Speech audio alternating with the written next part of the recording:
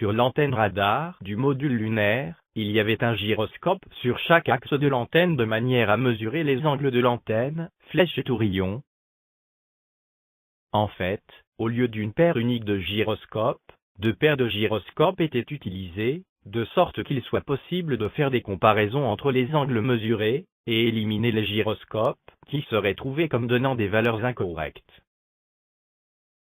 Le principe était de comparer les valeurs mesurées de 3 gyroscopes.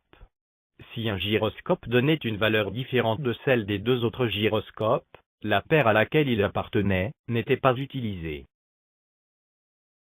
Nous allons voir pourquoi ceci n'a pas de sens. Utilisons le groupe de 3 gyroscopes, qui a été encadré. Celui du milieu donne une valeur différente de celle des 2 autres, mais ce n'est pas parce qu'il ne fonctionne pas bien, c'est parce qu'il ne mesure pas le même angle que les 2 autres. Les 2 autres gyroscopes mesurent un angle de flèche, alors que celui-ci mesure un angle de tourillon. Il est donc normal qu'il ne donne pas la même valeur que les 2 autres, cela ne signifie pas qu'il fonctionne incorrectement. Donc, selon leur logique, la paire de gyroscopes à laquelle ce gyroscope appartient est éliminée, elle ne sera pas utilisée pour mesurer les angles de l'antenne. Utilisons à présent le groupe de 3 gyroscopes, qui a été encadré sur ce nouvel exemple. Celui du milieu ne donne pas la même valeur que les 2 autres, mais ce n'est pas parce qu'il fonctionne incorrectement, c'est parce qu'il ne mesure pas le même angle que les 2 autres, il mesure un angle de flèche alors que les 2 autres mesurent un angle de tourillon, il est donc normal qu'il ne donne pas la même valeur que les 2 autres, cela ne signifie pas qu'il fonctionne incorrectement.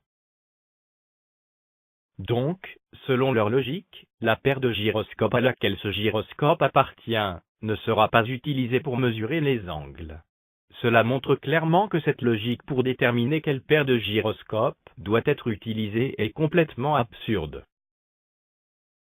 De manière à déterminer quels sont les gyroscopes qui donnent une valeur correcte, et quels sont ceux qui n'en donnent pas, un minimum de 3 paires de gyroscopes doit être utilisé. Nous comparons d'abord les valeurs mesurées des gyroscopes, qui mesurent l'angle de flèche. Comme ces gyroscopes mesurent tous le même angle, l'angle de flèche, si un gyroscope donne une valeur différente des 2 autres, cette fois cela voudra vraiment dire qu'il est déficient, car il mesure le même angle que les 2 autres.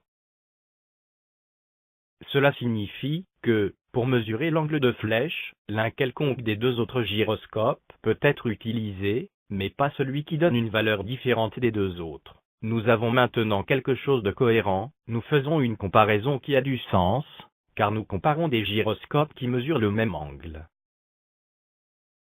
De même, de manière à déterminer quel gyroscope nous pouvons utiliser pour mesurer l'angle de tourillon, nous comparons les valeurs mesurées des gyroscopes qui mesurent l'angle de tourillon. Comme ces gyroscopes mesurent tous le même angle, l'angle de tourillon, si un gyroscope donne une valeur différente des 2 autres, cela voudra vraiment dire qu'il est déficient, car il mesure le même angle que les 2 autres. Cela signifie que pour mesurer l'angle de tourillon, l'un quelconque des 2 autres gyroscopes peut être utilisé, mais pas celui qui donne une valeur différente des 2 autres. Une fois de plus, nous avons quelque chose de cohérent, nous faisons une comparaison qui a du sens, car nous comparons des gyroscopes qui mesurent le même angle. Les exemples précédents montrent que, de manière à déterminer quels gyroscopes peuvent être utilisés pour mesurer les angles de l'antenne, 2 paires de gyroscopes ne sont pas suffisantes. 3 paires de gyroscopes sont nécessaires. Si un observateur voit les paraboles de profil, lorsque ces paraboles ne sont pas tournées relativement à lui, il verra complètement les 2 paraboles de son côté, mais pas les 2 autres paraboles du côté opposé. Mais, si les paraboles sont tournées relativement à lui, la parabole du bas cachera partiellement la parabole du haut sur son côté. Et la parabole inférieure qui est de l'autre côté deviendra aussi partiellement visible. Ce schéma montre le module de commande sous 2 perspectives différentes avec l'indication des antennes, déployées et repliées. Sur la partie gauche du schéma, nous pouvons distinctement voir les deux paraboles qui sont de notre côté, et pas du tout les deux paraboles qui sont sur le côté opposé. Cela signifie que les paraboles ne seraient pas tournées. Donc, logiquement, les paraboles devaient être alignées avec l'axe Z, de sorte qu'elles n'apparaissent pas tournées sur l'autre vue. Mais ce n'est pas du tout le cas. Comme nous le voyons sur l'autre partie du schéma, la direction des paraboles est tournée relativement à l'axe Z, d'un angle de 37,75 degrés. Cela signifie que, sur la première partie du schéma, les paraboles devraient apparaître tournées relativement au système de référence du module de commande, et donc elles ne devraient pas être vues de cette manière, avec les deux paraboles de notre côté complètement visibles, et pas du tout les deux autres, mais de cette manière, avec la parabole du bas de notre côté, cachant partiellement la parabole du haut, et la parabole du bas de l'autre côté aussi partiellement visible. Ceci est le schéma de l'antenne au gain du module de commande. Nous voyons que, sur les deux paraboles de gauche, il y a une partie, cerclée d'orange pour la parabole inférieure, et de rouge pour la parabole supérieure, qui n'est pas visible.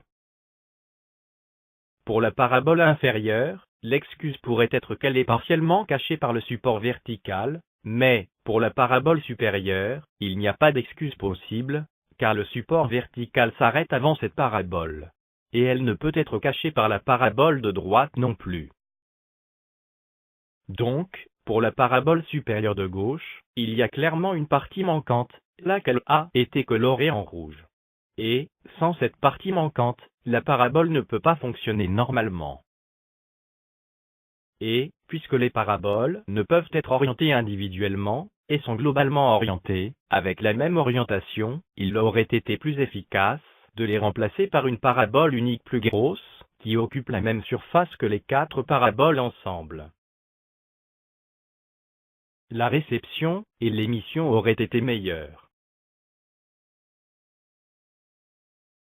Ce schéma montre de vue de l'antenne de récupération. Mais où sont sur la vue de droite les câbles qui apparaissent sur la vue de gauche, et qui ont été cerclés de rouge sur cette vue?